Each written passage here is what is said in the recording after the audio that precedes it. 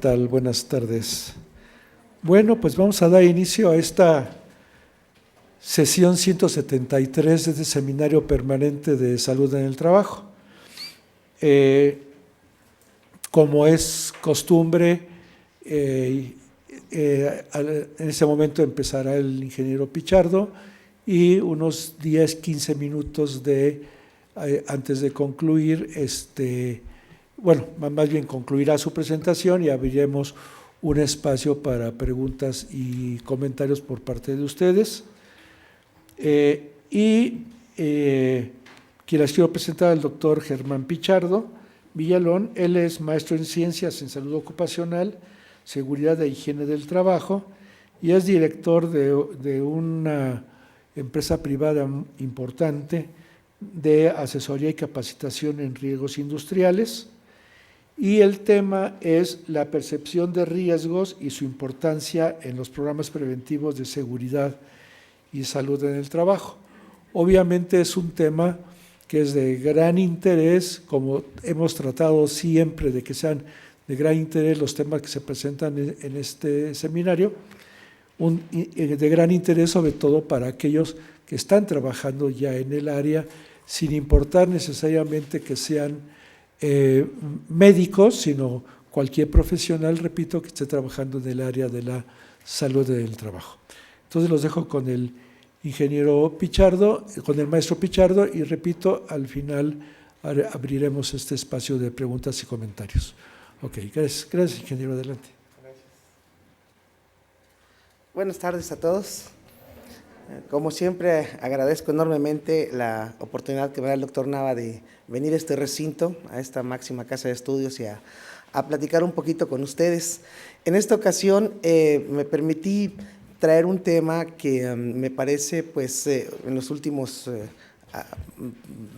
2 años ha tenido especial relevancia en las organizaciones, precisamente porque se ha visto que si no se hace conciencia en el trabajador hacia lo que la empresa está esperando como colaboradores de ellos y no se tiene con sensatez, pues una serie de, no se participa con sensatez en una serie de actividades que el empleador pues establece para la salud de los trabajadores, los programas preventivos tienden a disminuir. Entonces se ha visto que ahora se tiene uno que sincerar como empleado y el patrón también se tiene que sincerar como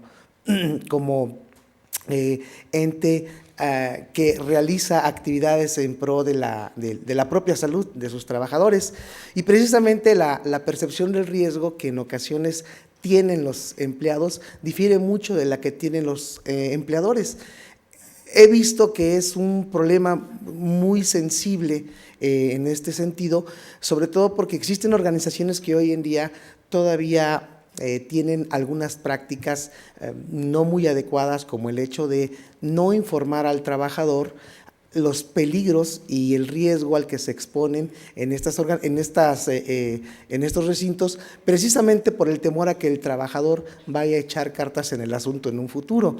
Me ha tocado con algunas empresas que me han dicho: oye Inge, todo lo que me dices está muy bien, pero por favor este tema no lo toques porque aquí en la organización el sindicato es un poquito contestatario y se nos puede revertir.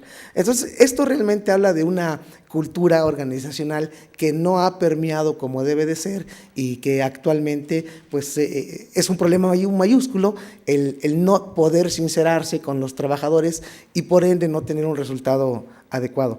Les voy a pedir una disculpa porque estoy un poquito ronco, tengo un problemita en la garganta, pero voy a tratar de no interrumpir mucho mi sesión con esta circunstancia. Bueno, entonces me gustaría empezar siempre este tipo de temas, lo inicio con esta pequeña reflexión, en donde digo, si pusiéramos un frasco conteniendo 100 pastillas, de las cuales 90 son inofensivas, imaginémoslo el frasco, ¿verdad?, en la realidad, 3 dan mucha energía, 5 son la fuente de la eterna juventud y 2 pueden causar la muerte, ¿usted aceptaría una?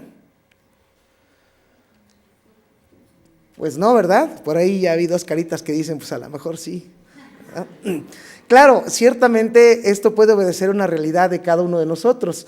Si yo, pensemos, ¿verdad? Tocamos madera, tuviera una enfermedad terminal y sabría que me voy a morir en 3 meses, diría, bueno, pues sí me la tomo, ¿no? Igual y me toca la eterna juventud y me quedo enfermo, pero para toda la vida, ¿no? ¿Sí? Pero bueno, esto no es cierto, no es posible, pero la verdad es que en un grupo de trabajadores común y corriente, cuando se hace el ejercicio, hay varios que sí lo hacen, aun cuando se les pide que lo tomen como lo más real posible, sí lo hacen.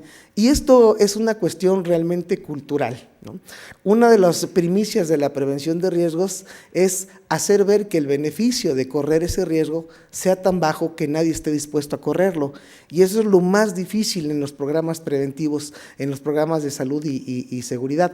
Cuando hablamos de higiene del trabajo, yo siempre le digo a los alumnos y a colegas con los que platico, miren, la higiene es muy sencilla, sí son matemáticas, es química, es física, es biología, pero al final son números. Y si yo quiero resolver un problema de contaminación es aplicar una fórmula y aunque sé que va a costar una millonada, lo voy a resolver porque son números. El problema con la seguridad es que son mentes. Y yo no puedo abrir una cabecita de un trabajador y arreglarle el cablecito que está mal, que lo hace pensar de una manera distinta a la que yo como prevencionista quiero. Entonces, eso lo hace especialmente complicado. Hoy las herramientas básicas para hacer prevención se basan precisamente en el comportamiento humano y es parte de lo que vengo a charlar con ustedes en este sentido. Miren, si tuviéramos que hacer un cuadro de riesgos, yo así le he llamado, vamos a observar que todos los seres humanos tenemos diferente percepción, pero tiene mucho que ver con el momento y la circunstancia con la que estoy pasando.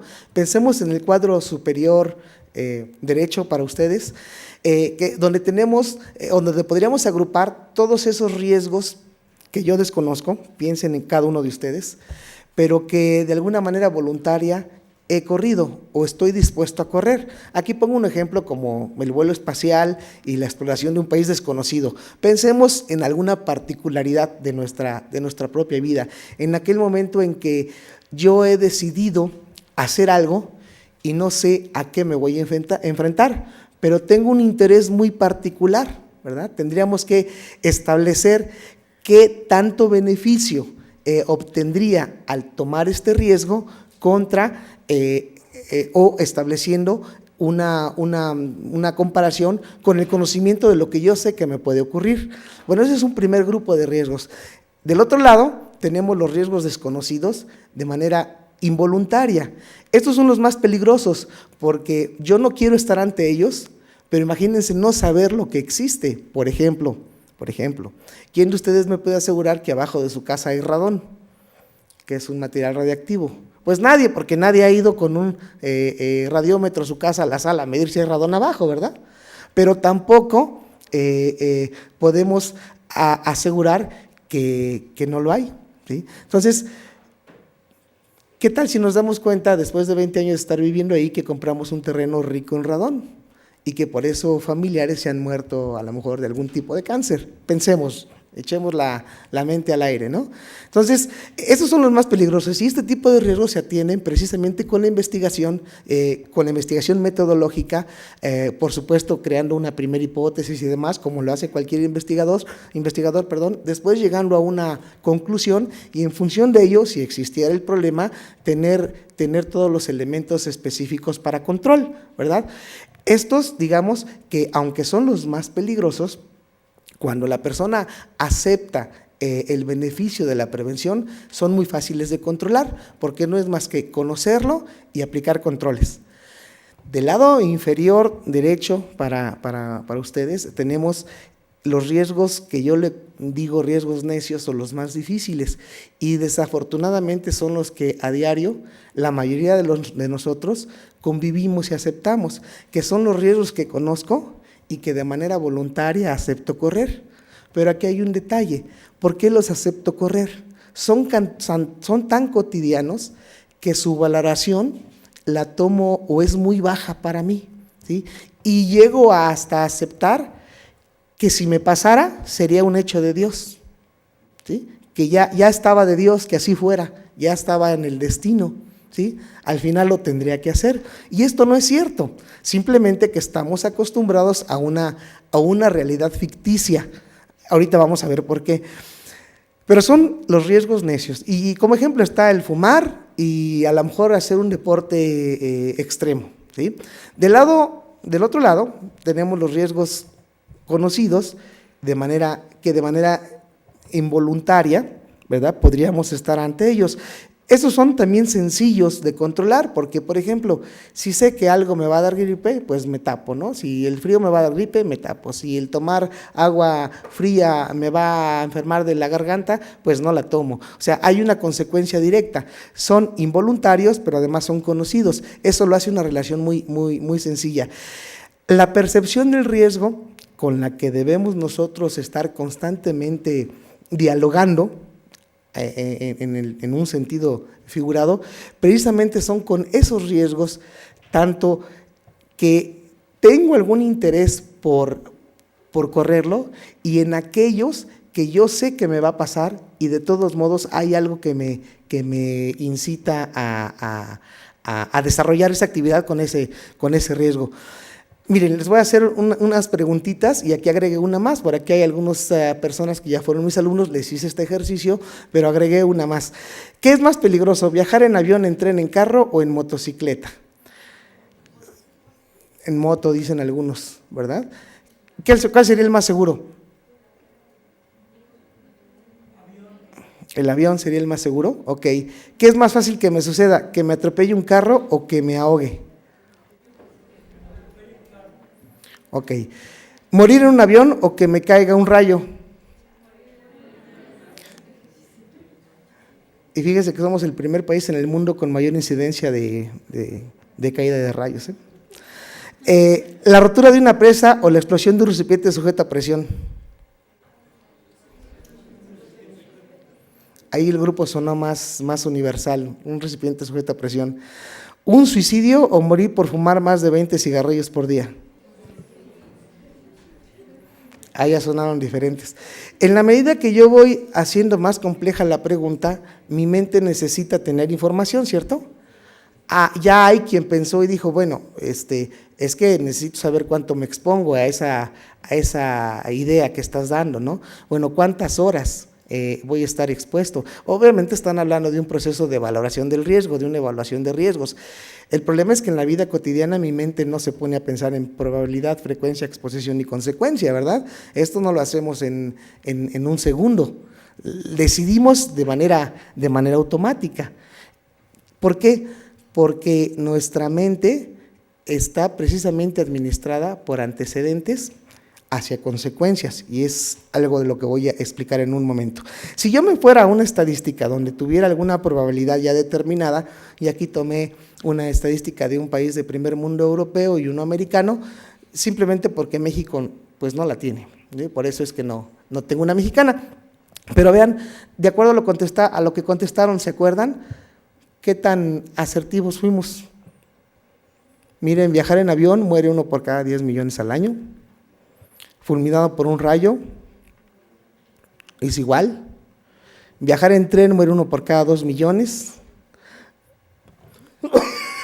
Perdón, ahogado, uno por cada 25,000. Suicidio, uno por cada 10,000. ¿Contra qué comparamos el suicidio? Cigarrillos, ¿no?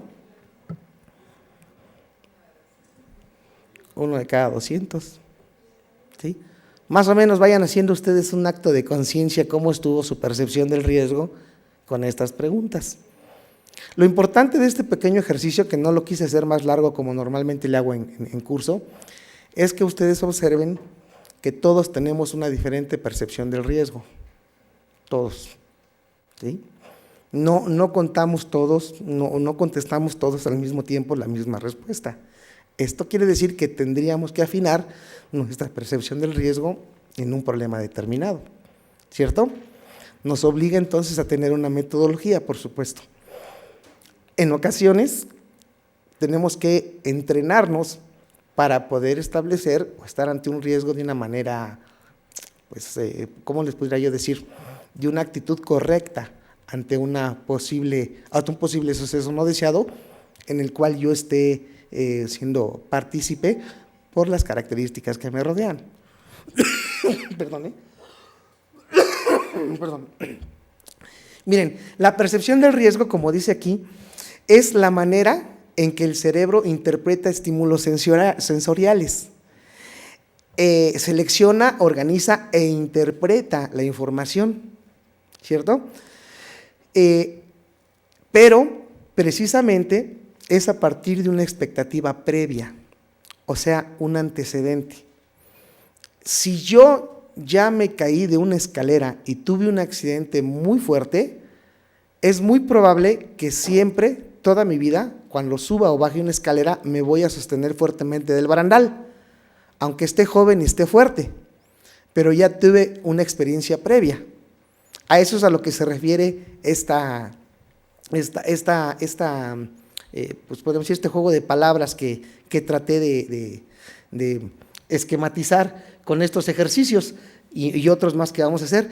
La percepción y aceptación de un riesgo tiene sus raíces precisamente en factores culturales, después de un hecho racional ejecutado por el propio individuo y en otras debido a la experiencia y aprendizaje que el sujeto acumula con el tiempo. ¿Sí? Pensemos ahora en los trabajadores. ¿Los comportamientos riesgosos de los trabajadores serán un acto consciente o inconsciente? ¿Ustedes qué creen? ¿Inconsciente? La mayoría de ellos son conscientes. La mayoría de ellos son conscientes. Y es por cuestión cultural, ¿no? ¿Por qué me voy a poner guantes si debo tener manos de hombre, no de señorita? ¿Cómo voy a ocupar ese banquito? Se van a burlar de mí. ¿Sí? ¿Por qué me voy a poner un tapón auditivo si en realidad no hace mucho ruido? Es una exageración. ¿Sí? ¿Por qué voy a usar esa careta? Voy a perder tiempo. La mayoría son actos conscientes, pero obedecen a una consecuencia, porque hay un antecedente de que lo puedo hacer más rápido, de que se van a burlar de mí, de que no me voy a ver bien, etcétera, etcétera, etcétera. Siempre están inmiscuidos antecedentes y consecuencias en mis decisores mentales. Pero sí, obviamente existe la inconsciencia en muchos de los trabajadores. Por cierto, ¿usted tiene un extintor en la sala de su casa? ¿Eso quería decir que seríamos inconscientes de que la casa se nos puede incendiar? ¿O estamos conscientes de que se nos puede incendiar? Pero yo soy un Superman y nací con estrella, y si se va a incendiar la casa es la de al lado, no la mía. Vean cómo en cuestiones cotidianas nosotros, inclusive profesionales de la salud y seguridad, lo pensamos. ¿Sí? Si realmente hubiera una conciencia del riesgo, sí tendríamos un extintor en nuestra casa. Y es más, en la sala y en la parte de arriba. Por lo menos uno cada 200 metros, ¿no? Tendríamos un esquema para salir de nuestra casa en caso de algún siniestro dado, y tendríamos entrenamiento con nuestra familia, porque nos puede ocurrir. ¿Por qué nada más va a ocurrir en la organización donde trabajamos? Es decir, salimos de nuestro trabajo, nos quitamos el uniforme de la empresa y entonces ya vuelvo a ser una persona insegura. ¿Sí? Muy importante, ¿no? Que la familia sepa usar el extintor. Miren, si yo les pongo una estadística, me metí unas páginas de internet, en periódicos, y dije, a ver qué pasó en la última semana en incendios, y vean lo que ha pasado. Martes 22 de mayo, Colonia Agrícola Oriental, fuerte incendio en bodegas. Martes 22 de mayo se reporta explosión e incendio en una vivienda, y ahí está la dirección. Martes 19 de mayo, bomberos laboran por incendio en Avenida María Nacional, al cruce con Laguna de Mairán. A lo mejor algunos de ustedes hasta lo vivieron o lo vieron. Fuerte incendio el jueves 18 en Mimosas y Ciprés, en la colonia Santa María. Martes 16, incendio en obra en construcción, ¿sí? En cercanías de un famoso metro. Ya les estoy dando información, ¿sí? Empiezo a cambiar su percepción del riesgo, ¿sí? Siendo sensatos, y prevencionistas que somos, a lo mejor en la semana ustedes pondrían un extintor en la sala de su casa. Ya están siendo conscientes de los riesgos. No hablemos de estadísticas, hablemos de lo que está pasando, ¿sí? Dice la estadística internacional que un ser humano por lo menos 3 veces en su vida va a estar ante un incendio, ya sea siendo parte de él, ya sea siendo víctima o ya sea ayudando a las personas que están ahí adentro. No sé ustedes cuántos ya hayan pasado, nada más viendo al vecino, ¿sí? O hayan ayudado, o Dios no quiera, hayamos sido víctimas. La probabilidad, con esto que le estoy diciendo, es muy grande de que nuestra casa se incendie. Muy, muy grande. No nos lo imaginábamos, pero es muy grande, ¿sí? Y les vuelvo a preguntar, entonces, las actitudes riesgosas son conscientes o inconscientes, ¿no? ¿Sí? A menudo la conducta se ve modificada cuando el individuo tiene cierto grado de conocimiento sobre el riesgo y sus posibles consecuencias, pero no siempre, ¿sí? Es por ello lo importante que en las organizaciones, en los programas preventivos de seguridad y salud, siempre se inicie con una sensibilización a los riesgos que existen en la organización, pero sobre todo a alinear la percepción de los riesgos con el trabajador. Los que el empleador tiene deben de ser los mismos que el trabajador debe de tener, ¿sí? Para que los programas den resultado. Es muy importante esta situación. Cuanto más y mejor percepción del riesgo exista, es más probable que se genere una menor aceptación del mismo. Platicábamos, ¿no? Es infravalorar el riesgo, se vuelve una situación aceptable, ¿sí?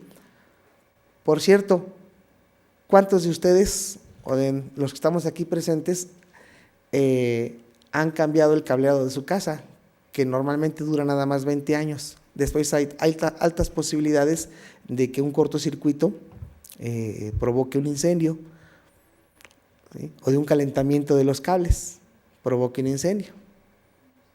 Es muy raro, ¿no?, que una persona llegue y diga, hoy voy a cambiar los cables de mi casa porque ya tienen 25 años, ¿no?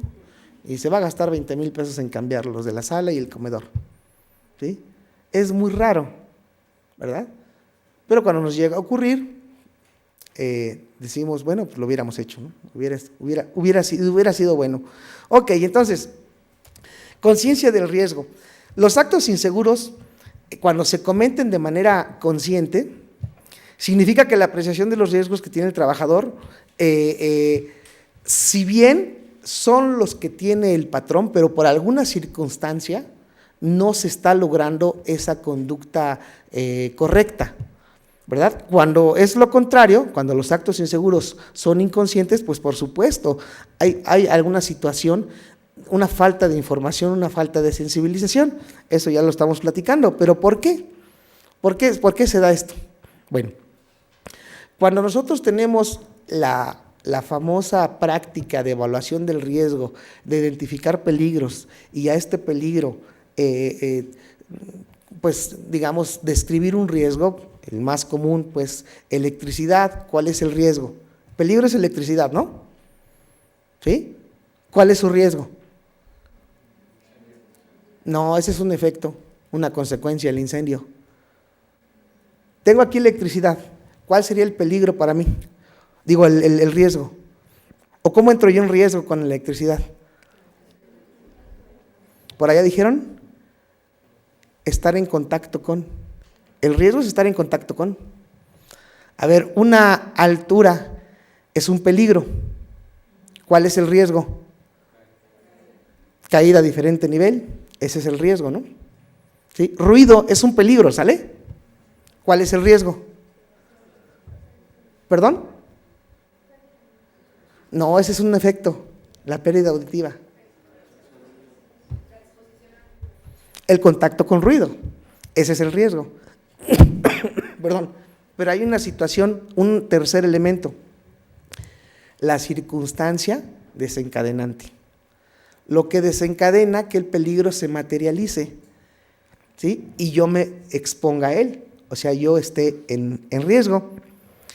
Entonces se puede afirmar que muchos trabajadores conocen sus riesgos y ya han identificado los peligros, pero muy pocos aprecian las circunstancias desencadenantes que materializan un suceso que daña su salud.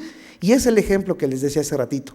Yo puedo identificar la electricidad como un peligro y sé que el riesgo es que haya un calentamiento de cables por no haberlos cambiado, ¿sí? Pero ¿cuál es la circunstancia desencadenante aquí?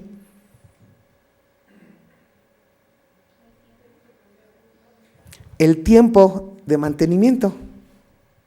Esa es la parte que nos hace difícil o que visualizamos de manera pues muy difícil o de manera errónea en los procesos industriales.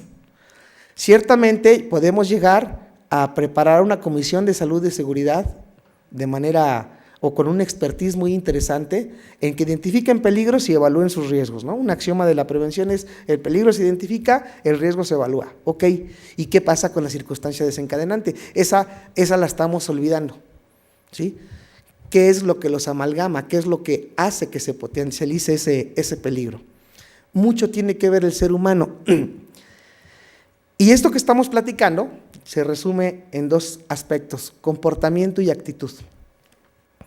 Que debe de estar muy enfocado en los programas preventivos de salud y seguridad. De hecho, el Reglamento Federal de Salud y Seguridad, y Salud, en el trabajo cambió precisamente por buscar una filosofía de atender más las necesidades del trabajador, hacerlo menos técnico, ¿no? ¿Sí? Tenemos que terminar de cerrar ese ciclo con este tipo de actividades, cambiar nuestro chip hacia el trabajo sensible con el trabajador en las organizaciones. El comportamiento se dice que es administrable porque es visible, implica movimiento, es una actividad. La actitud no la podemos ver, ¿sí? La actitud no es observable. Por ejemplo, yo ahorita estoy viendo sus comportamientos, pero no conozco su actitud. Si están mal sentados y como echados para atrás, y como con la mano así, su comportamiento me está diciendo que ustedes se están aburriendo, ¿cierto? ¿Sí? Tienen una actitud ante esta ponencia como que, ya me lo sé, ¿sí? Lo que vi fue su comportamiento, su actitud la actitud la tienen en la cabeza. El comportamiento es una actividad que puede ser medida. La actitud es la decisión personal de hacer las cosas con una determinada intención de ejecutarlas, aun cuando el conocimiento de las consecuencias positivas o negativas. Pero aquí la buena noticia es que si administramos el comportamiento podemos cambiar actitudes. Eso es lo que hacen los prevencionistas, pues digamos, en las organizaciones, los prevencionistas que están realmente dedicados, ¿sí? Constantemente se encargan de estar administrando comportamientos. De hecho, al adulto pues ya no se le educa, ¿verdad? Eso ya no es posible. A medida o en el sentido de tener reglas, de estar constantemente revisando sus actividades, estamos administrando sus comportamientos. Pero bueno, cuando se me va de la casa, pues su comportamiento ya no lo puedo administrar, ¿sí? Él vuelve a ser quien es, que también se trata de que eso no se dé, pero bueno, entonces actitudes pueden cambiarse cambiando los comportamientos. Esto ya lo comentamos. Una actitud es una postura corporal que adoptamos en un momento dado, así como una postura mental frente a un evento específico. Se forman con las experiencias del pasado, las que han acumulado y conservado y organizado en el cerebro como recuerdo consciente e inconsciente. Viene algo muy interesante. Entonces el comportamiento, y lo vamos a ver ahorita con un pequeño ejemplo que traigo aquí preparado, va a estar basado en la experiencia, en la conducta, que son mis creencias, y en la consecuencia, ¿sí? Si yo, trabajador, sé que al usar un equipo de protección personal me va a dar incomodidad porque el equipo está muy mal, ¿sí? Mi creencia va a ser, pues, que es más benéfico el no utilizarlo, voy a estar más cómodo y me voy a cansar menos, ¿verdad? Y la consecuencia es que voy a ser una persona feliz, ¿sí? Ahí tengo una experiencia, tengo una conducta, creencia y tengo una consecuencia. Eso es cierto, todas las organizaciones lo viven. Entonces, ¿por qué no crear un programa que aún cuando se da un equipo de protección personal, se tenga una revisión de ese equipo de protección personal y de su estado? No que esperemos a que el trabajador lo regrese al almacén o lo lleve al almacén cuando ya está roto y cuando ya no se ve la careta de tantos rayones que tiene. O sea, eso es a lo que me refiero cuando ahora tenemos que estar más con el trabajador, porque tenemos que estar administrando sus comportamientos, precisamente cambiando las experiencias. Eso es a lo que quiero llegar, ¿sí? Eso es lo que hoy está dando resultado en las organizaciones. Por eso está dando tan buen resultado en la administración basada en comportamiento humano, ¿sí? Estar con el trabajador día a día, estableciendo estos elementos. Entonces, el comportamiento está condicionado por las actitudes, antecedentes y experiencias, ya lo comentamos, ¿no? Bueno, hay una reglita en la administración del comportamiento. El ser humano siempre va a decidir por lo que es positivo, por lo que es inmediato y por lo que es seguro. Siempre. ¿Se acuerdan que hace ratito les dije? La mente no se pone a valorar que si la probabilidad, que si ha habido muchos incendios, que si la consecuencia es que me vaya a dar una IPP, una incapacidad temporal, o que la exposición son 8 horas, 2 minutos, 3 minutos. Eso el ser humano normal, estamos hablando del trabajador que no tiene esta esquematización de prevención, pues no lo piensa. Él lo que piensa es, él decide algo que es positivo, que es inmediato y que es seguro, es bueno para mí, ¿sí?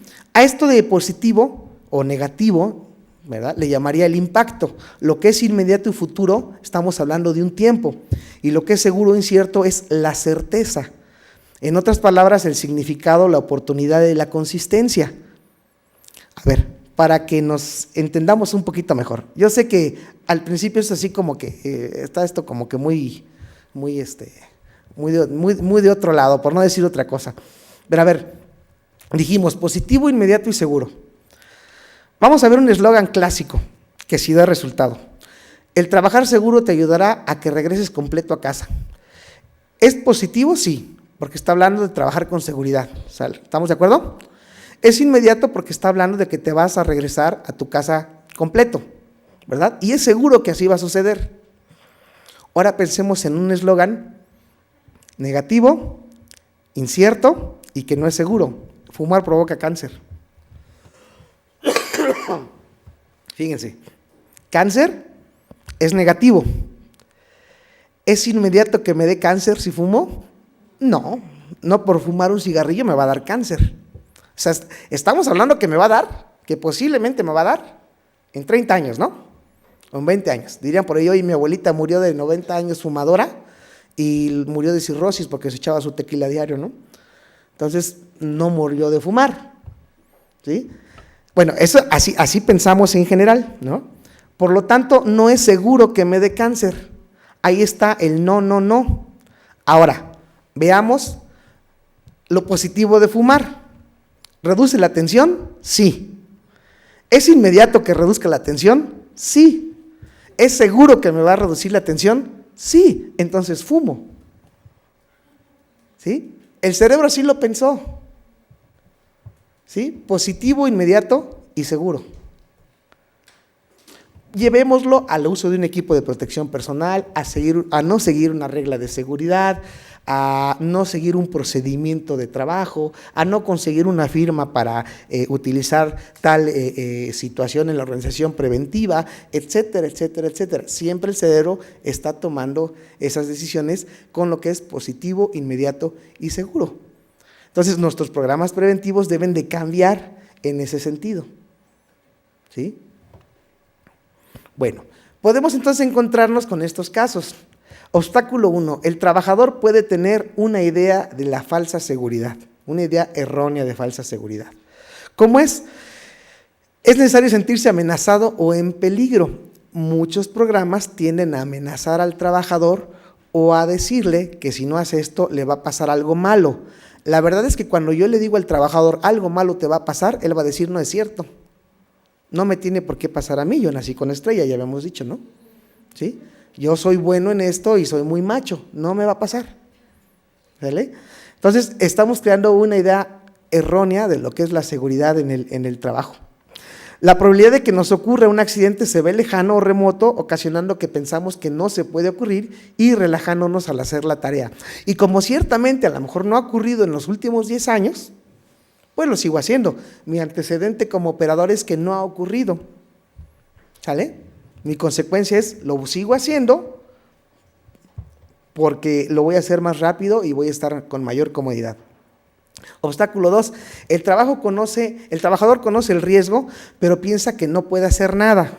Los famosos hechos de Dios, ¿verdad? Como el amigo que tenía en la universidad, que cuando reprobaba decía, pues ya estaba de Dios. No, pues hay que estudiar, ¿no? No estaba de Dios. ¿Sí? Entonces, es necesario convencer de poder actuar contra el peligro y persuadir de poner en marcha de forma constante una determinada medida de seguridad.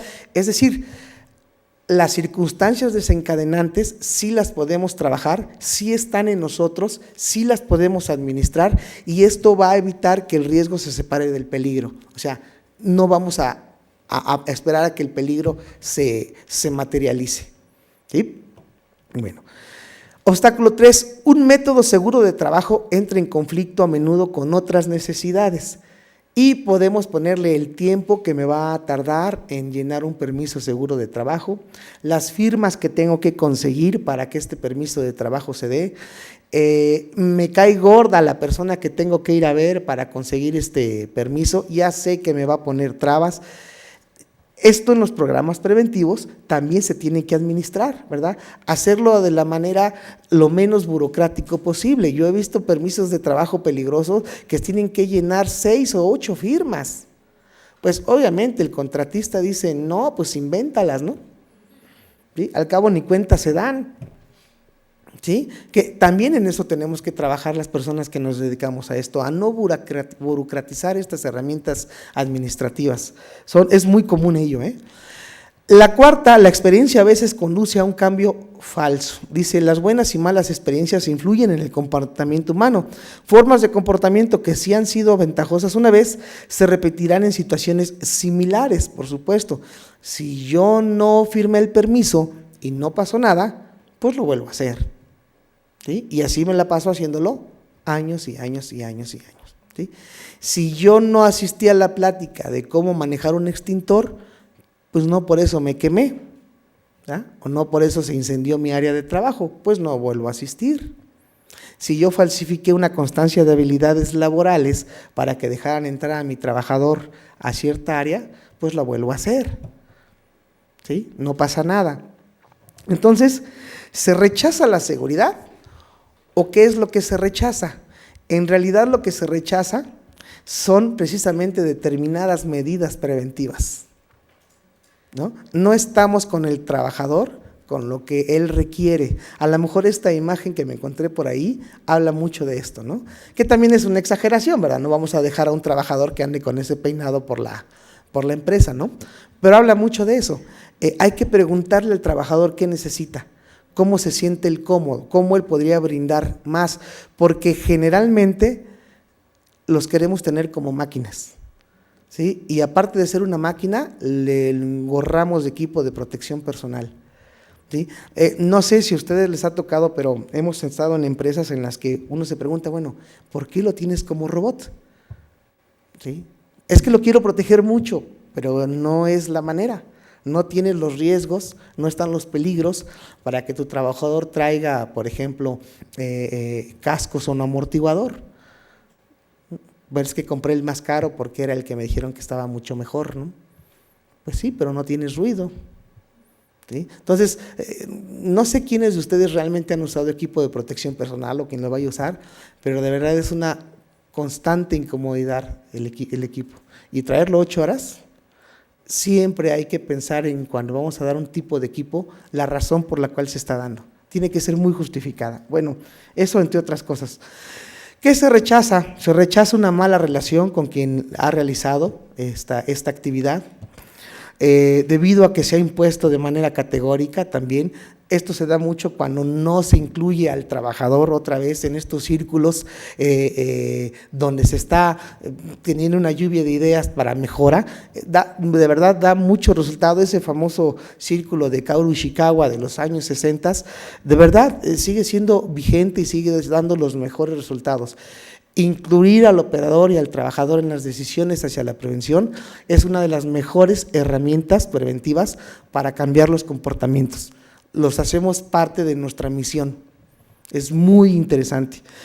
Rechazo porque la empresa no cumple sus compromisos también, ¿no? Es muy común que si agarramos una idea del operador o el operador nos dice, esta máquina está fallando por esto, y le decimos, sí, la vamos a corregir, y pasa un mes, pasan 2 meses, pasan 3 meses, y no la corregimos, el trabajador se desmoraliza, y después dice, bueno, pues ¿para qué lo digo si no me hacen caso? ¿Sí? No formo parte de esta misión, no tiene ningún sentido decirlo. Rechazo porque se percibe que la dirección no cree en la prevención. Yo creo que esta es la más importante de todas, ¿verdad? Cuando la alta pues cabeza, la cabeza más alta de la organización no ha comprado el beneficio de tener una prevención adecuada en la organización, nada de lo que los que estamos abajo tratemos de establecer nos va a dar el resultado correcto. Ninguno de ellos. Por eso es que todos los programas preventivos que están instalados, su primer paso fue cambiar el liderazgo. Y se hace un diagnóstico precisamente para determinar cómo está el liderazgo en las organizaciones y qué tan comprometidos están. Y lo primero que se hace es crear una política de prevención, una misión y una visión del Departamento de Salud y Seguridad, que la dirección la acepte y de ahí se van a sacar o a salir todas las acciones preventivas, pues con el compromiso más alto, que es el del director, ¿verdad? Decía Lía Coca, ubicamos quién fue Lía Coca, ¿sí? Bueno, el administrador pues de los últimos tiempos más grande que hemos tenido en el mundo, el que creó el Mustang y después se fue a Chrysler. Lía Coca es el padre de la administración moderna. Él decía que la alta siniestralidad era el reflejo de la más alta mediocridad de los dirigentes de la organización. Y él no era experto en prevención de riesgos, era un administrador. Entonces, cuando este tipo de personas dicen eso, pues sí agarra fuerte, ¿no? Sí agarra fuerte en las organizaciones. Bueno, claro, el rechazo por la estética o la incomodidad suele ser un problema. Entonces, ¿qué debemos de hacer? Miren, con esto empiezo a resumir parte de todo esto que estamos platicando de la percepción de riesgos. La seguridad debe de estar basada en la percepción de los riesgos y esta debe de ser la misma para el trabajador que para el patrón. Esto se hace primero con ciertos ejercicios de sensibilización y de diagnóstico. Ahorita les voy a dar un ejemplo. La capacitación y sensibilización al trabajador debe estar en función de la identificación del peligro y la evaluación correcta de los riesgos. Es un problema muy común en las organizaciones que confunden peligros y riesgos. La situación está en que después andamos controlando peligros, ¿sí? Y no los riesgos. Ejemplo, si yo dije que el peligro es que las personas se caigan y el riesgo es que tengan una policontusión, voy a estar controlando policontusiones y no el problema por el cual la persona se cayó. Por eso es importante identificar peligro, ¿sí? Definir cuál es el riesgo de ese peligro y controlar la circunstancia desencadenante. Esos 3 llévenselos de tarea. Les diría qué es lo que vale la pena de esta ponencia. Identificar peligro, evaluar riesgo y controlar las circunstancias desencadenantes, ¿sí? Por supuesto, con la ayuda tremenda de tener alineada la percepción del riesgo de los trabajadores y los empleadores. La capacitación y sensibilización al trabajador debe estar en función precisamente entonces de estos peligros y riesgos, ya lo platicamos, y hacer que el beneficio de correr un riesgo pues sea tan bajo que nadie esté dispuesto a correrlo. Y eso también es a partir de contactos personales de seguridad, estar constantemente dialogando con el trabajador. Todo esto que estoy diciendo no lo va a hacer el jefe de seguridad, sería imposible que lo hiciera, o el médico de empresa, sería imposible que lo hiciera, tendría que estar todo el día tras todos los trabajadores. Él tiene que crear un comité, un grupo de personas que por ley debe de existir, pero cuando está bien trabajada, estoy hablando de una comisión de seguridad y higiene, estoy hablando de coordinadores de área, de jefes de área, cuando están bien capacitados, bien sensibilizados con esto y hay una alta importancia desde la dirección, se puede trabajar muy bien con su gente, cada uno, cada dueño del proceso con sus elementos. Estar diario hablando, teniendo pláticas de la seguridad, de hecho es una de las herramientas, pláticas de seguridad, ¿no? De 5 minutos, estar con los trabajadores conformándola. Bueno, deben existir reglas coherentes de seguridad conforme a la peligrosidad de los procesos. Si estoy en una industria química, no puedo tener una filosofía laxa de prevención de riesgos, tiene que ser una política sumamente exigente, tengo que tener reglas muy claras, muy estrictas, tanto para visitantes, proveedores y por supuesto gente de adentro, ¿no? Gente del proceso. No por ello quiere decir que una empresa de servicios no voy a hacer nada. Sin embargo, las herramientas técnico-administrativas sí deben de ser muy precisas en procesos industriales sumamente peligrosos. Estoy hablando de industria química, industria de la construcción, industria metalmecánica, industria eléctrica, que son empresas que un accidente en muchas ocasiones es sinónimo de muerte, ¿sí? Bueno, sistematizar las buenas prácticas de seguridad. Este es otro elemento primordial, ¿verdad? Las 12 buenas prácticas en las organizaciones, por darles un número, son 30 y tantas, pero son las 12 mejores usadas, hablan precisamente de esto, son herramientas que nos ayudan a administrar esos comportamientos. Se debe realizar periódicamente un análisis seguro de la tarea. Tenemos que tomar nuestros perfiles de puestos, ¿verdad? Quisiera darles un ejemplo de esto. Un montacarguista en su perfil de puesto, aparte de que describe su perfil, cómo debe de hacer una actividad, ¿sí? En qué circunstancias debe de realizar tal o alguna situación en específico, debo de establecer qué medidas preventivas en cada una de esas actividades deben de estar, ¿sí? Específicas. ¿Sí? Y hablando desde exámenes médicos específicos, análisis ergonómicos, todo eso está en el análisis de la tarea, ¿sí? El perfil de puesto es primordial. Se debe realizar periódicamente entonces análisis de puesto y cuando ocurran sucesos no deseados, investigar las causas raíz que lo motivaron, pero las causas raíz no las debe de hacer el médico de empresa o el encargado de seguridad, la debe de hacer un grupo de personas que están precisamente involucradas en estas circunstancias, ¿sí? Puede ser la Comisión de Seguridad e Higiene, puede ser los jefes de área, que son el jamón de sándwich, ¿verdad? Los que tienen un interés muy particular en que las cosas salgan bien, que se deben al trabajador porque es su amigo, pero que también se deben a la administración porque son sus jefes. Ellos son digamos, el perfil idóneo para hacer este tipo de intervenciones con el trabajador, o sea, los dueños del proceso, ¿sí? Miren, un ejemplo, y esto es para pues, finalizar esta ponencia, es precisamente un diagnóstico, se los voy a leer, porque a lo mejor no lo logran ver hasta allá atrás. Es un ejemplo de un diagnóstico de lo que sería una percepción del riesgo. Son preguntas muy básicas, muy sencillas, que aquí la experiencia me dice se debe de llevar hacia la realidad de la organización. No podemos agarrar un machote y decir esta la aplicamos, pero es un ejemplo de cómo se podría hacer.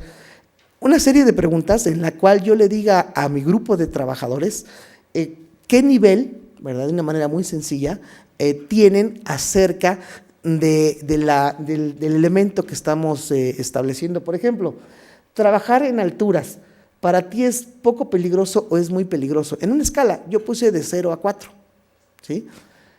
Manejar una carretilla, ¿es poco peligroso o muy peligroso? ¿Sí? Trabajar cerca del pasillo del paso de las carretillas, manipular cargas con una grúa, lugares con un humo y otros contaminantes. Me salto algunos, manejo de herramientas eléctricas, pintar espacios, superficies metálicas, cortar chapas u otros materiales con máquinas.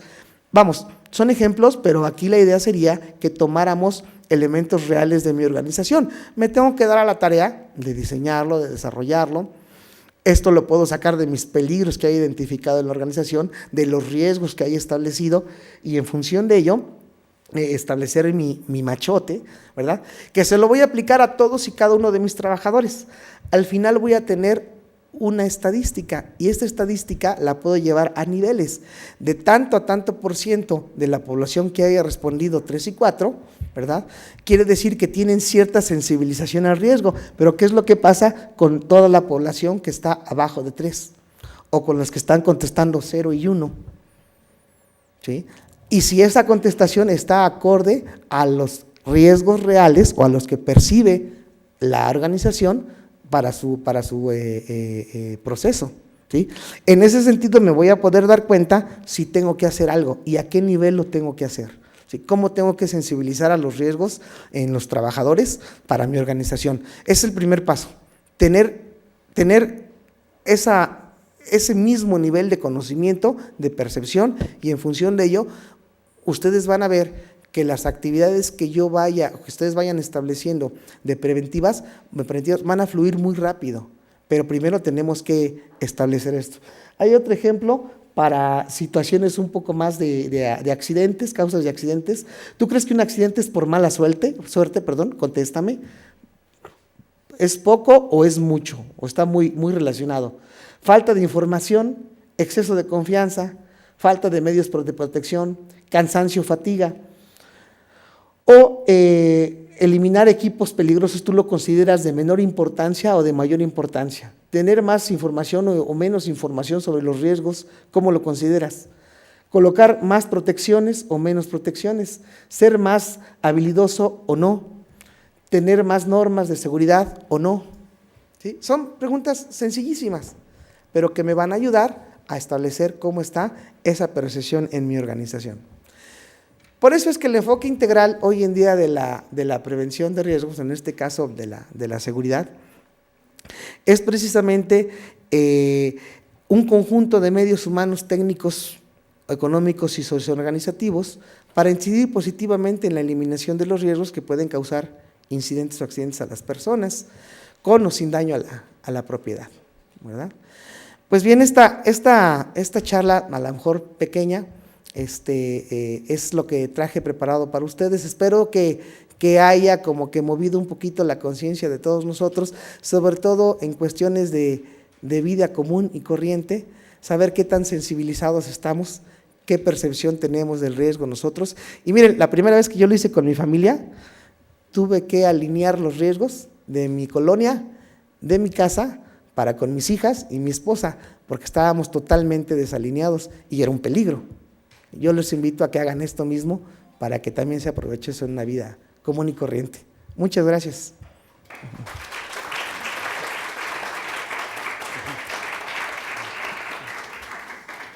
¿Alguna pregunta? ¿Algún comentario que quieran hacer?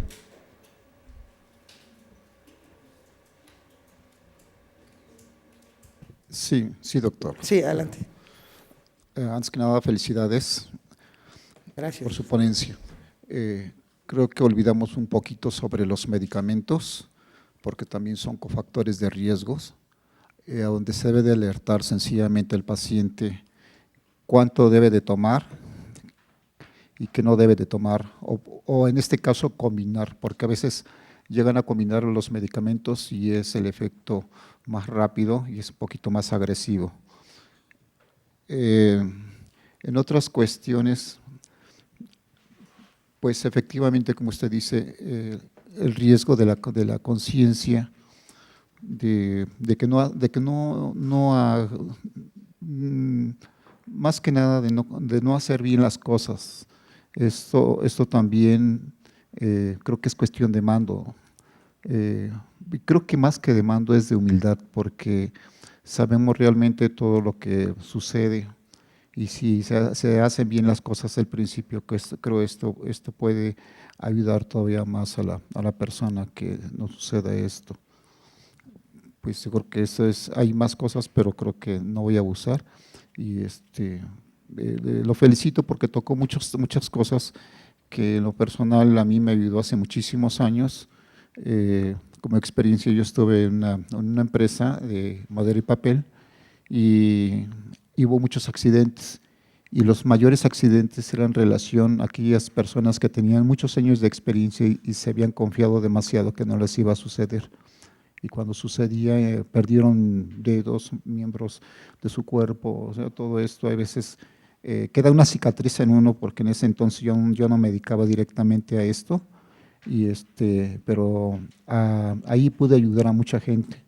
Entonces, se hizo que se tomara conciencia. El simple hecho de que esté limpio su lugar va a ayudar que no se lleguen a tropezar, que se lleguen a caer, o sencillamente un pedazo, ya sea de madera, o algún descuido de, como usted dijo, de las caretas, porque a veces que están ya muy desgastadas, o porque dos cosas: una, la empresa no quiere dar, y la otra porque el trabajador no la quiere cambiar. Entonces aquí son dos paradigmas.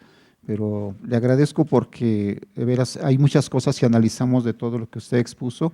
Si vamos sacando los detalles, podemos sacar todavía más información de lo que usted nos aportó. Gracias. Gracias, muy amable. Hola, buenas tardes. Hola. Tengo una duda. En el caso, por ejemplo, a nivel industria, Sí. se sabe que tenemos normas, parte del reglamento es muy específico en ciertas condiciones de seguridad y en ciertos programas que se deben cumplir. Sí.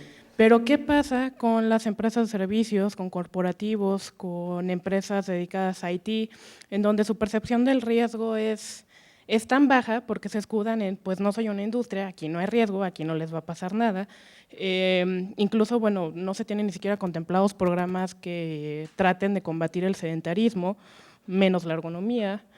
Entonces, ¿qué hacer en empresas cuando su percepción de riesgo realmente está fuera de la realidad? ¿Creen que por tener salas de juegos o salas de esparcimiento ya con eso controlan el estrés que pueda tener el trabajador? Sí, hoy en día, y qué bueno que menciona lo del reglamento de seguridad y salud, porque hoy en día, si bien el reglamento cambió y fue un poquito, en apariencia, más laxo en cuanto a las, podríamos decir, en cuanto a los emplazamientos, las multas en este sentido son más agresivas. Una manera en la que podemos, y no me gusta expresar, en este sentido, pero en vender la idea al empleador de actividades en pro de la salud del trabajador, es precisamente hacer una corrida de lo económico que podría ser el tener programas de salud y seguridad, y lo caro que podría ser no tenerlas. Si es que nos llegara una inspección de este tipo. Ustedes saben que hoy ya es hasta presentación al Ministerio Público, ya no es como antes, que nada más era una multa, se pagaba y tan, ¿no? Era como los que somos católicos, pecamos, vamos a confesarnos y volvemos a pecar. No, ahora ya es más complicado, ¿verdad? Ahora es, no pagas, presentación al Ministerio Público, y de todos modos pagas, y si no pagas, viene el SAT, porque ya está, lo dice el nuevo reglamento de Inspección Federal del Trabajo, el SAT ya va contra el empleador. Pero volviendo un poquito a la parte humana en este sentido, ciertamente hay muchos giros industriales que creen no estar dentro de la legislación porque es un proceso muy poco riesgoso. Sin embargo, yo considero que al ser una norma oficial mexicana, pues es aplicación a lo largo y ancho de la República y en cualquier giro industrial, ¿verdad? Pero en este sentido es mucho más importante tener acciones con el empleador de sensibilización hacia la economía. Cuando, por experiencia propia, cuando se han hecho corridas de lo que podría costar una no seguridad, la verdad es que el empleador se da cuenta que no es negocio no tener actividades preventivas. Eso es la forma en que yo diría, hay que vender la seguridad, ¿no? Hay que venderla de esa manera. Pero ciertamente la poca importancia que podría tener un alto mando, pues va a caer en cascada, ¿no? Tiene mucha razón, ¿sí? ¿Alguien más? Sí, adelante. Me parece que nos ha dado un panorama muy amplio de todos los factores que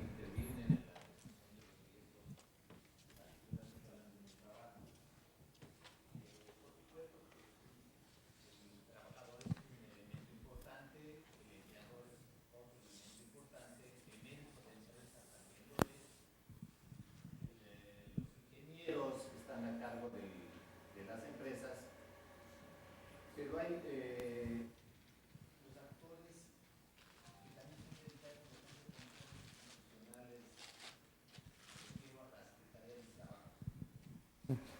Secretaría del Trabajo que tiene la tarea de inspeccionar cómo están funcionando las diferentes empresas.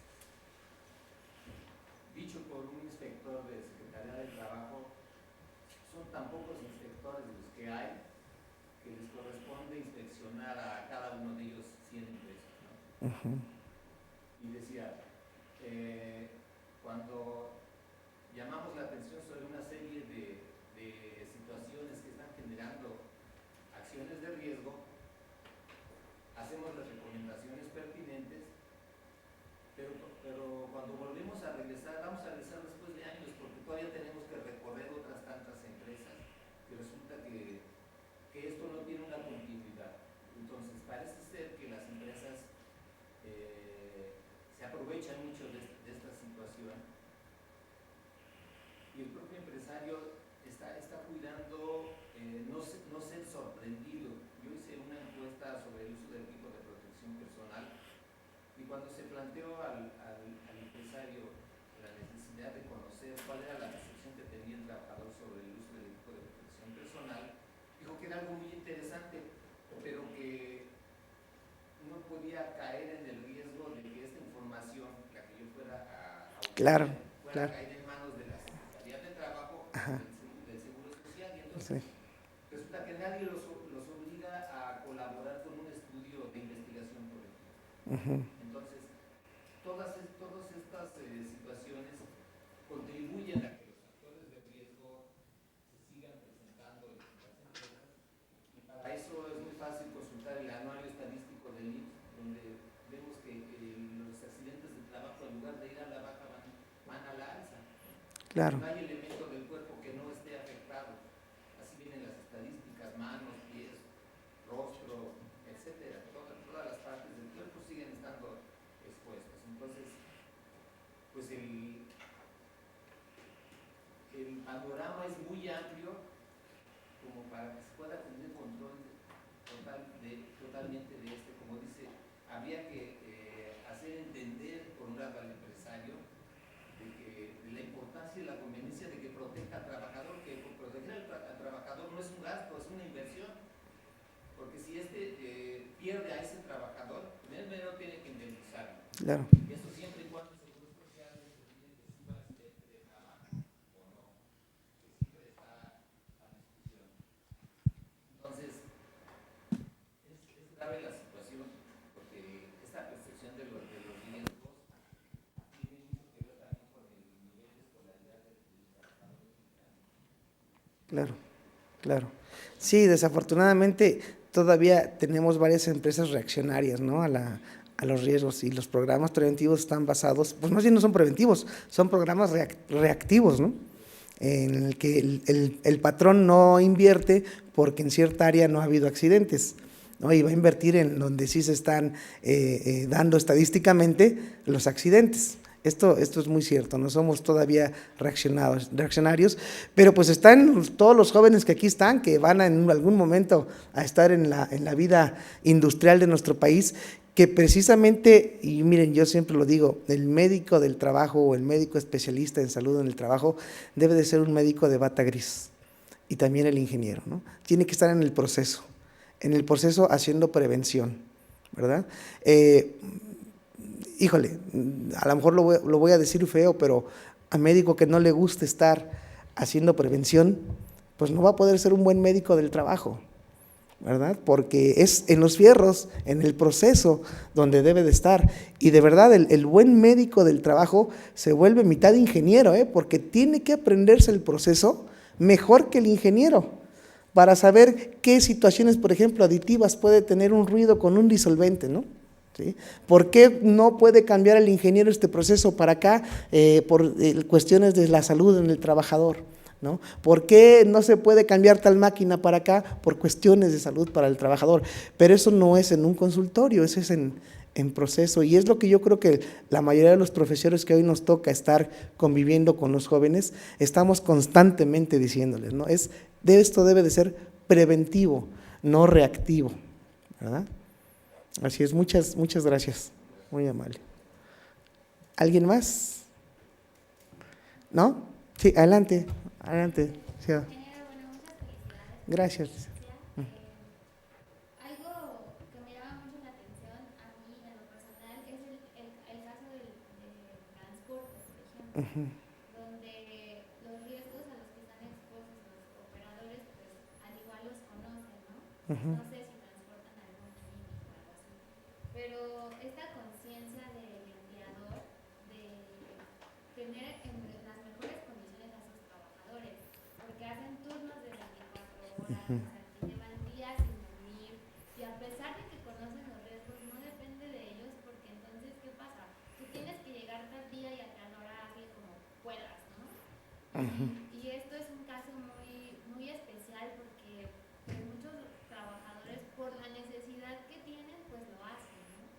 Pero sí es un caso a mí que en particular me preocupa mucho, porque sales a la carretera y cuántos accidentes no ves. Claro, Diario, Claro. diario pasa. claro. Entonces, ¿cómo poder pues atender este tipo de casos que pues sí son muy críticos? Sí es un tema muy complicado, muy delicado, porque al final, híjole, es que es feo, pero al final tienes que estar terminando hablando de dinero con el empleador, porque es la única manera que él va a comprender que no puede no ser un buen negocio para él si no protege a su trabajador, ¿no?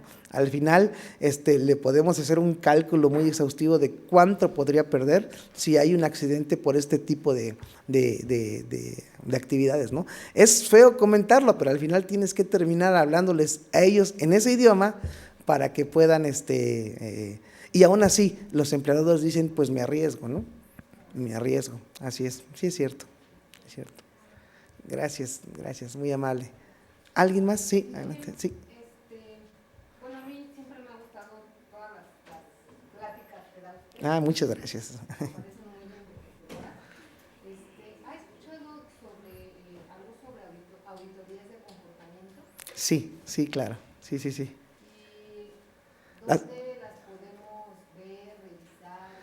Son las auditorías efectivas, que también le llaman, que es que tu trabajador le haga una auditoría a su otro trabajador, ¿verdad? Que platique con él y que le diga primero todo lo bueno que vio en el día que hizo y luego todo lo malo que vio, ¿verdad? Y lo malo que vio es lo que se va a administrar. Desafortunadamente no hay un libro, es una de las mejores 12 prácticas que ha habido a nivel nacional. Yo te pudiera decir que la empresa que lo tiene más trabajado es Pemex. Ellos lo tienen muy trabajado porque es una de sus 12 mejores prácticas y así se llaman, auditorías efectivas o auditorías de comportamiento. Y es una herramienta muy eficaz, sí se tiene que instalar como en un año, porque tienes que preparar a toda la organización para que aprendan a auditarse. Cuando se habla de auditoría en este tipo de cosas, en este tipo de herramientas, como comenta la compañera, no es revisar papeles. Se llama auditoría porque haces una revisión, pero al compañero, pero se llama gente hablando con la gente. Ese es el eslogan de este tipo de auditorías y es para sacarle al trabajador un compromiso al que lo hizo mal de no volverlo a hacer. Entonces lo documentan, por eso se llama auditoría, ¿no? Pero desafortunadamente no hay un libro como tal, son prácticas que se tienen procedimentadas, ¿sí? Con gusto, después yo le puedo mandar por ahí, socializar la información, si me da su correíto y le puedo enviar algo. Uh-huh.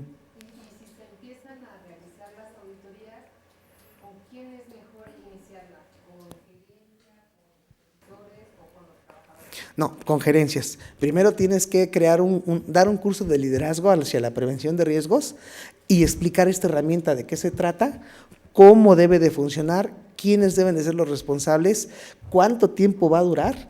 Y hay una serie de elementos, pero tiene que ser primero con el más alto rango. Eso es la forma correcta de desarrollarlo, y luego tiene que ser a todos los trabajadores, y todos los trabajadores deben de hacer una auditoría a la semana. Una por lo menos a la semana, todos. Yo voy a ser auditor y yo también voy a ser auditado. Sí. Gracias. Es una forma de administrar el comportamiento. Llega un momento en que lo hago bien porque ya sé que me están vigilando y no sé quién de mis compañeros lo está haciendo. Entonces lo hago bien. Después me acostumbro a hacerlo bien. Así es. Gracias, gracias. ¿Alguien más? Sí, doctor. A ver, esto en cuanto a lo que se mencionaba de conciencia del riesgo y un poco de lo que dice la compañera, un trabajador puede estar consciente de que está expuesto a un riesgo, que puede sufrir un accidente o una enfermedad, y que él lo puede corregir, él lo puede prevenir. Pero hay ocasiones en que no. Yo diría que la mayoría de las ocasiones el trabajador está expuesto a factores de riesgo que lo puede llevar a problemas de salud serios, Claro. pero que no está en sus manos la corrección. O sea, por ejemplo, si tiene el casco adecuado y no lo usa, entonces está consciente de que no usarlo puede lesionarlo, a diferencia de un trabajador que mete a una guillotina un bloque de papel y no funciona el sensor. Claro. Entonces él está consciente que su mano se la puede llevar, Claro. pero no puede hacer nada porque las condiciones de trabajo son agresivas hacia el propio trabajador, y la condición de seguridad, higiene y demás lo puede estar reportando, pero si la empresa no hace nada, a fin de cuentas, la condición insegura continúa ahí, aunque el trabajador esté consciente de que está expuesto al riesgo. Claro. Eso es un comentario. Otro, pues creo que todos sabemos, los que nos dedicamos a esto, cuál es la mejor forma de prevención por parte del empleador. Prevención entre comillas, que es el ocultamiento, ¿no? Claro. Es decir, no mandar al accidentado o al enfermo al seguro social, porque lo que le importa realmente al empresario es el dinero, no la salud. Así es. Entonces puede tener un accidentado o un enfermo, y mientras no llegue a la institución de seguridad social y no me afecte en mi economía, yo esto aparentemente estoy llevando a cabo acciones de seguridad, aunque se esté afectando la salud del trabajador. Claro, en la realidad. Sí. Algo más que comentaba hace un momento es, y esto lo hemos dicho en muchas ocasiones, sobre todo para los médicos, la mayoría de los que están aquí lo son, que todos los que entramos a estudiar medicina nos imaginamos desde antes de entrar vestidos de blanco, con estetoscopio colgando en el cuello, y con el gorro y el cubrebocas, y pasearnos entre las salas de urgencias para que nos vean cuando somos estudiantes, y tener el gran consultorio en Médica Sur, donde sea. Pero los que nos dedicamos a esto, efectivamente, no es cuestión, el trabajo no está en el consultorio, está ahí con los trabajadores, quitarse la bata blanca, con ese uniforme gris, y el casco, los protectores auditivos y demás. Y eso no es nuevo, eso Rammachin en 1700 lo dijo, ¿no? Que el trabajo del médico no está en el consultorio, sino está justamente donde se presentan los problemas de salud. Y entonces también me desconcierta un poco este asunto del comportamiento, porque pareciera, vamos, si nos enfocamos fundamentalmente al comportamiento, entonces pareciera que somos los responsables de que nos accidentemos y nos enfermemos, ¿no? Si yo me porto bien, todo va a estar bien, aunque las condiciones del trabajo estén mal. Y yo creo que es importante esta parte del comportamiento, pero sin olvidarnos de la otra parte, que son aquello que existe del ambiente de trabajo, que va a afectar indiscutiblemente la salud del trabajador. trabajador. Y yo he comentado también en algunas ocasiones que la mayoría de los que están aquí son gente muy joven, muy jóvenes, y he preguntado en ocasiones que los que han trabajado en alguna ocasión o trabajan, si presentan ya algún problema de salud derivado de su posición laboral. Y les he dicho que los que no lo presentan aún, que no se preocupen, que con toda seguridad van a tener una enfermedad de trabajo ocasionado por su exposición laboral. Claro. Con toda seguridad, Claro. ¿sí? Sí. Que puede ser, dependiendo a lo que nos expongamos, pero que todos a fin de cuentas nos vamos a exponer a factores de riesgo que van a poner, Claro. que van a, perdón por la redundancia, nos van a poner en riesgo nuestra salud. A lo mejor no nos accidentamos por el trabajo, pero sí vamos a tener tal vez incluso hipertensión arterial, una neurodermatitis o tal vez un infarto que nos mate, etc. Entonces, lo comento nada más en función de que no parezca que con el comportamiento ya nos portamos bien y ya todo está bien, ¿no? Claro. Obviamente no va en ese sentido la Claro, crítica, claro. pero lo que a lo mejor, aunque no nos quedemos con esa idea, ¿no? Claro.